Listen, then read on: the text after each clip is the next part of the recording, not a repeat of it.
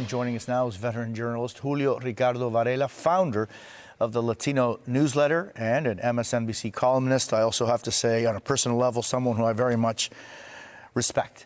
Julio, I've got to tell you, just the beginning of our conversation, I've just feel sick to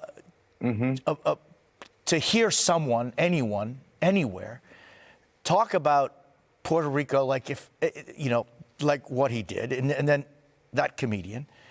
And I was struck by your comments last night. You posted on social media, quote, "I am tired. So tired of the continued American tradition of using comedy to insult Puerto Ricans, from West Side Story to Seinfeld to Work It to the Trump comedian today. It's raw and insulting." And Julio, how do you express what it is that we're all feeling? You know, Jose, it's just that felt exhausting, because it doesn't surprise me. And I'm really glad you shared the tweet, because,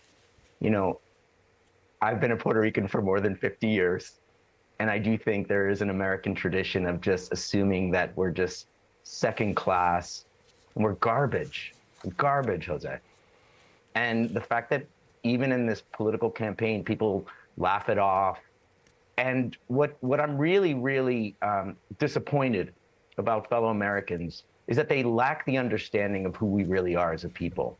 And so we become this trope, this stereotype, this joke that has just become part of the American culture, and anyone can get away with it. And I'll be honest with you, Jose, that's the reason why I use that example. This isn't a right and left issue anymore. And I know there's a lot of talk about well, this is going to win Puerto Ricans for Harris in Pennsylvania and Florida. Let's put the politics aside for a second. This is about respecting a people. This is about respecting a people that have been part of the United States since it was invaded in 1898. This is about colonialism, right? And we don't talk about this as Americans. And we don't talk about the fact that political parties have been perpetual supporters of a colonial system that, to be honest with you, has done very little to improve Puerto Rico. Ever since Hurricane Maria in 2017, you've seen a change on the island. And people are starting to understand that, yes, we are part of the American political system, but we demand respect and we demand sort of being paid attention to. And yes, the timing of this politically is going to benefit the Harris campaign. But at the same time, we've been here before with the Trump campaign, Jose, in 2015. Everyone was like, well, he's attacking Latinos, and he won. So I think we have to sift the political from the humanity aspect of it. And I wanted to use that tweet to elevate who we are as a people. To think that even in 1998, the Treaty of Paris, 1898, the Treaty of Paris. 1898, where no one but the powers were included, not even as observers. And I'm talking about Puerto Rico, and I'm talking about Cuba, and let's talk about the Philippines, and let's talk about what that has meant, the repercussions of that till today. But Julio, and to think how the people of Puerto Rico have put their quota of blood fighting for the United States of America. In every single conflict, the biggest quota of blood has been by, among others, Puerto Ricans. And it's just infuriating to see that this can be included in a discussion about politics. And it also is more than just Puerto Rico and Puerto Ricans. Here's, for example, Julio, part of what former President Trump said about his opponent and about migrants. Take a listen to this. She has violated her oath, eradicated our sovereign border, and unleashed an army of migrant gangs who are waging a campaign of violence and terror against our citizens. They're coming from all over the world. Over the last month, 181 countries violated our laws. and she has resettled them into your communities to prey upon innocent American citizens. And, you know, you were just talking about this. This is nothing new. I mean, you know, go back to 2015. No, go back to 2015. It's not nothing. And this is the part that that really infuriates me about this, Jose.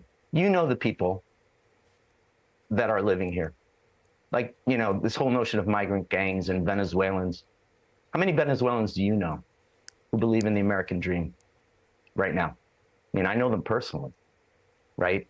And they're the ones that are saying, that's not who we are, right? And so the thing is, this is a clear moment in American history. And you know, American history has always been like this, right? We always have to blame the other. And here we go again.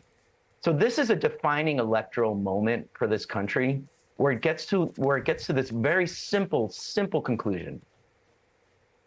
Are we afraid of change, right? Or are we understanding that the best that America can offer is that we continue to move with the change, right? And so I understand, you know, we can get into immigration enforcement policy, bipartisan issue for the last 30 years. Look it up.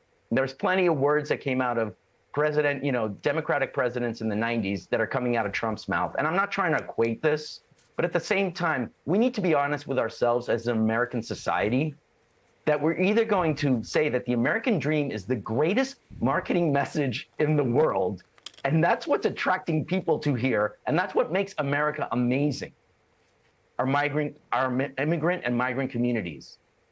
Or we're going to say we're going to close up shop and we're not going to let anyone else in. And I don't think that's what America is. And I still believe in the messiness of American democracy. As a Puerto Rican, I still believe that Puerto Rico has a future in the context of America. But but the thing is, the history will prove that there's pasito a pasito, little steps to what we believe is American democracy. And, you know, we're used to the Trump message. Latinos are tired of Trump's message. We know he's extreme. He's going to get 35%. It's the other 65% of Latinos who are like, I'm done with this. Julio Ricardo Varela, I very much appreciate, always very much appreciate you on this day, maybe more than you will know. Julio Ricardo Varela, thank you. Gracias. Appreciate it.